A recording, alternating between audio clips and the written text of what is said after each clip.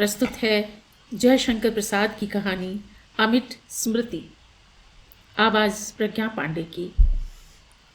फाल्गुनी पूर्णिमा का चंद्र गंगा के शुभ्र वक्ष पर आलोक धारा का सृजन कर रहा था। एक छोटा सा बजरा वसंत पवन में आंदोलित होता हुआ धीरे धीरे बह रहा था। नगर का आनंद कोलाहल सैकड़ों गलियों को पार करके गंगा के मुक्त वातावरण में सुनाई पड़ रहा था। मनोहर दास हाथ मुंह धोकर तकिए के सहारे बैठ चुके थे। गोपाल ने ब्यालू करके उठते हुए पूछा, बाबूजी, सितार ले आऊं? आज और कल, 2 दिन नहीं, मनोहर दास ने कहा। वाह बाबूजी, आज सितार न बजा तो फिर बात क्या रही? नहीं गोपाल, मैं होली के इन दोनों दिनों में न तो सितार ही बजाता हूँ और न तो नगर में ही जाता हूँ। तो क्या आप चलेंगे भी नहीं? त्योहार के दिन नाव पर ही बीतेंगे? यह तो बड़ी बुरी बात है। यद्यपि गोपाल बरस बरस का त्योहार मनाने के लिए साधारणतः युवकों की तरह उत्कंठित था, परंतु 70 बरस के बूढ़े मनोहर दास को स्वयं बूढ़ा कहने का साहस नहीं रखता। मनोहर दास का भरा हुआ मुंह, दृढ़ अवयव और बलिष्ठ अंग विन्यास गोपाल के यौवन से अधिक पूर्ण था। मनोहर दास ने कहा, गोपाल, मैं गंदी गालियों या रंग से भागता हूँ। इतनी ही बात नहीं, इसमें और भी कुछ है। होली इसी तरह बिताते मुझे 50 बरस हो गए। गोपाल ने नगर में जाकर उत्सव देखने का कुतूहल दबाते हुए पूछा, ऐसा क्यों बाबूजी?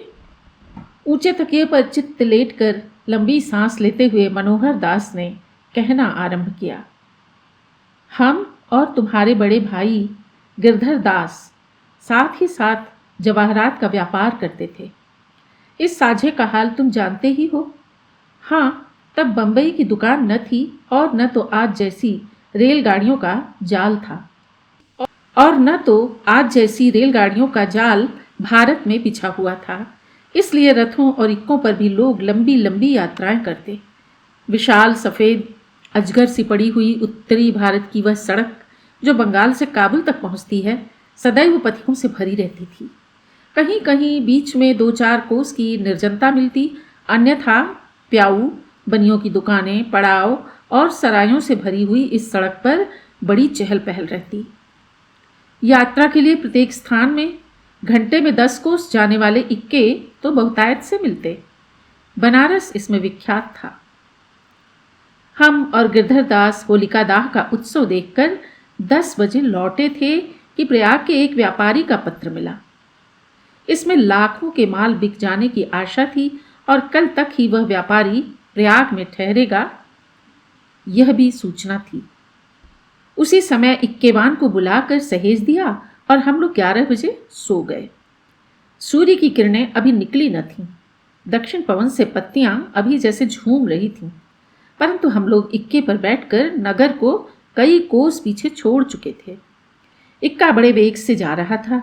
सड़क के दोनों ओर लगे हुए आम की मंजरियों की सुगंध तीव्रता से नाक में घुसकर मादकता उत्पन्न कर रही थी। इक्केवान की बगल में बैठे हुए रघुनाथ महाराज ने कहा, सरकार, बड़ी ठंड है। कहना न होगा कि रघुनाथ महाराज बनारस के एक नामी लठैत थे। उन दिनों ऐसी यात्राओं में ऐसे मनुष्यों को रखना आवश्यक समझा जाता था। सूर्य बहुत ऊपर आ चुके थे। मुझे प्यास लगी थी। तुम तो जानते ही हो, मैं दोनों बेला बूटी छानता हूँ।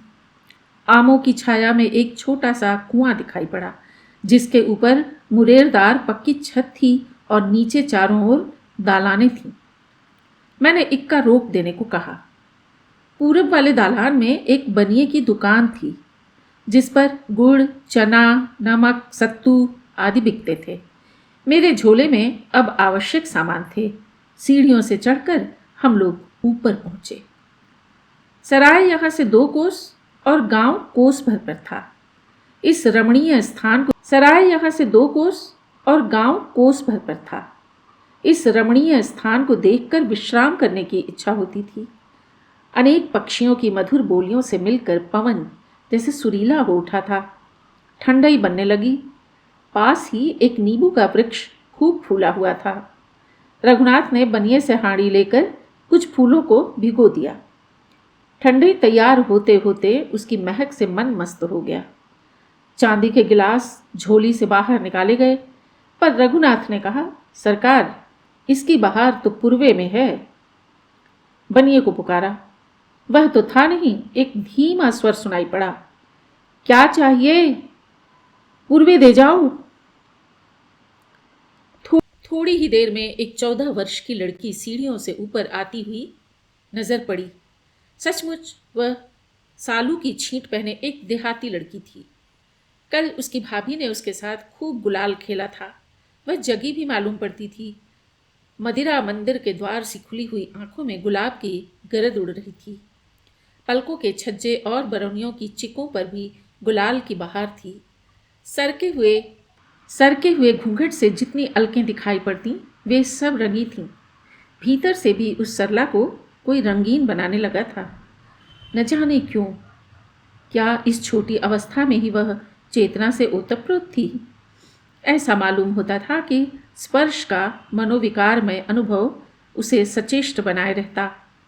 तब भी उसकी आंखें धोखा खाने ही ऊपर उठतीं।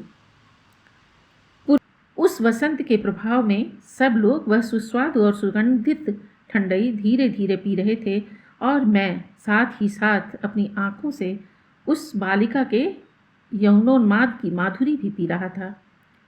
चारों ओर से नींबू के फूल और आमों की मंजरियों की सुगंध आ रही थी। नगरों से दूर, देहातों से अलग, कुएं की वह छत संसार में जैसे सबसे ऊंचा स्थान था। क्षण भर के लिए जैसे उस स्वप्नलोक में एक अप्सरा आ गई हो। सड़क पर एक बैलगाड़ी वाला बंडलों से टिका हुआ आंखें बंद किए हुए बिरहा गाता था। बैलों को हाँकने की ज़रूरत नहीं थी, वह अपनी राह पहचानते थे। उसके गाने में उपलम्भ था, आवेदन था। उसके गाने में उपालंभ था, आवेदन था। बालिका कमर पर हाथ रखे हुए बड़े ध्यान से उसे सुन रही थी। गिरधर दास और रघुनाथ महाराज हाथ मुंह धो आए, पर मैं वैसे ही बैठा रहा। रघुनाथ महाराज तो उजड्ड थे ही।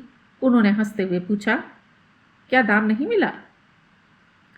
गिरधर दास भी हंस पड़े। गुलाब से रंगी हुई उस बालिका की कनपटी और भी लाल हो गई। वह जैसे सचेत सी होकर धीरे धीरे सीढ़ी से उतरने लगी। मैं भी जैसे तंद्रा से चौंक उठा और सावधान होकर पान की गिलौरी मुंह में रखता हुआ इक्के पर आ बैठा। घोड़ा अपनी चाल से चला। घंटे 1.5 घंटे में हम लोग प्रयाग पहुंच गए। दूसरे दिन जब हम लोग लौटे तो देखा कि उस कुएं के दालान में बनिए की दुकान नहीं है। एक मनुष्य पानी पी रहा था। उससे पूछने पर मालूम हुआ कि गांव में एक भारी दुर्घटना हो गई है। दोपहर को धुरहट्टा खेलने के समय नशे में रहने के कारण कुछ लोगों में दंगा हो गया। वह बनिया भी उन्हीं में था। रात को उसी के मकान पर डाका पड़ा। वह तो मार ही डाला गया, पर उसकी लड़की का भी पता नहीं। रघुनाथ ने अक्खड़पन से कहा, अरे वह महालक्ष्मी ऐसी ही रहीं, उनके लिए जो कुछ न हो जाए थोड़ा है। रघुनाथ की यह बात मुझे बहुत बुरी लगी। मेरी आंखों के सामने चारों ओर जैसे होली चलने लगी। ठीक साल भर बाद वही व्यापारी प्रयाग आया और मुझे फिर उसी प्रकार जाना पड़ा। होली बीत चुकी थी। जब मैं प्रयाग से लौट रहा था, उसी कुएं पर ठहरना पड़ा। देखा तो एक विकलांग दरिद्र युवती उसी दालान में पड़ी थी। उसका चलना फिरना असंभव था। जब मैं कुएं पर चढ़ने लगा तो उसने दांत निकालकर हाथ फैला दिया। मैं पहचान गया। साल भर की घटना सामने आ गई। न जाने उस दिन मैं प्रतिज्ञा कर बैठा कि आज से होली न खेलूंगा। न जाने क्यों उस दिन मैं प्रतिज्ञा कर बैठा कि आज से होली न खेलूंगा।